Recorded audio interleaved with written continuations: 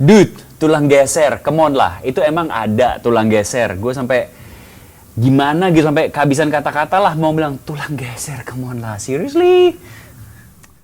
Behind closed doors, I'm a fool for your love.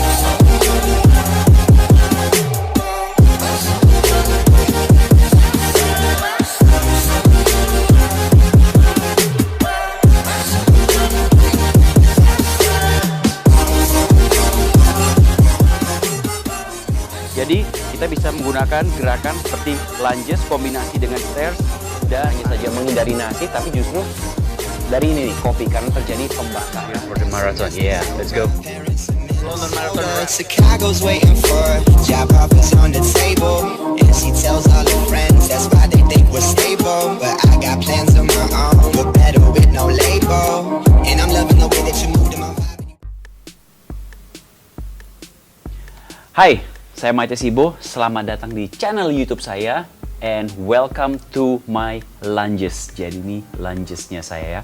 Alright, hari ini gua akan bahas mengenai tulang geser, saudara-saudara. Tulang geser itu sering banget kita dengar kalau ada yang mengalami cedera di punggungnya sakit atau di ankle atau di lutut, terus ngomong ke temennya, aduh kayaknya tulang gua geser nih habis olahraga. Nah sekarang tulang geser tuh ada atau enggak sih? Soalnya itu kan sesuatu yang sering kita dengar tuh, tulang gua goyang lah, tulang gua geser lah, pindah tempat lah, keluar dari persendiannya lah. Nah sekarang kalau kita melihat, nah itu sebenarnya bahasanya keren banget, dramatis tentu saja, asik.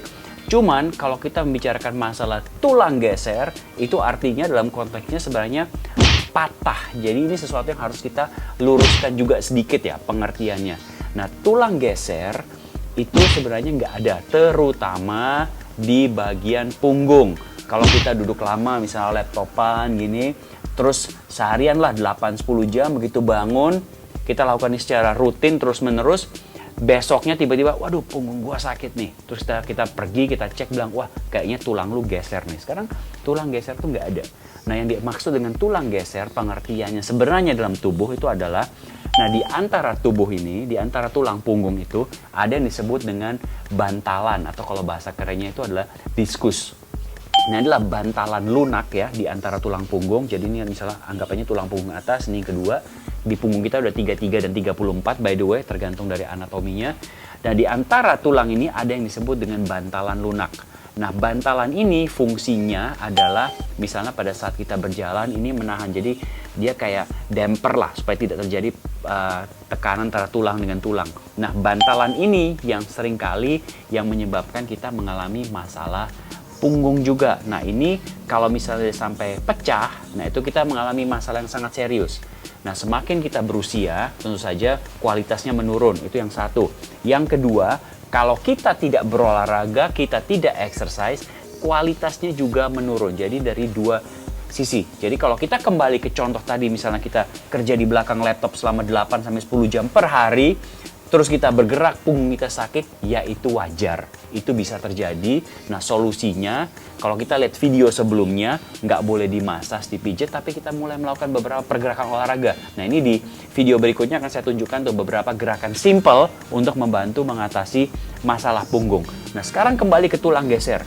Nah kalau kita mengalami hal tersebut, yang terjadi adalah otot di antara tulang, diskus di antara tulang atau tulang rawannya itu yang harus kita latih. Mereka tidak bisa bergerak dengan nyaman. Karena tidak bergerak dengan nyaman, kelihatannya rasanya ngilu dan kelihatannya itu seperti dia keluar dari tempatnya. Nah, yang kita lakukan sekali lagi, kita harus melakukan gerakan untuk membantu hal tersebut. Nah, saya nggak mengatakan bahwa sakit punggung itu nggak ada. Oh, sakit punggung itu ada dan banyak. Nah, cara mengatasinya baik adalah dengan bergerak. Jadi, kalau kita mengalami masalah tulang punggung, terus kita bertemu dengan orang, siapapun itu mengatakan, wah kayaknya tulang lu geser. Nasihat saya, cari orang lain yang lebih mengerti mengenai masalah itu. Karena kalau kamu sudah divonis, tulang kamu geser, tanpa ada X-ray, tanpa ada MRI, tanpa ada pemeriksaan, berarti itu adalah diagnosa yang salah. Kalau tulang geser, terutama di punggung, satu, kamu nggak akan bisa berdiri, kamu nggak bisa jalan, nggak bisa duduk alias lumpuh.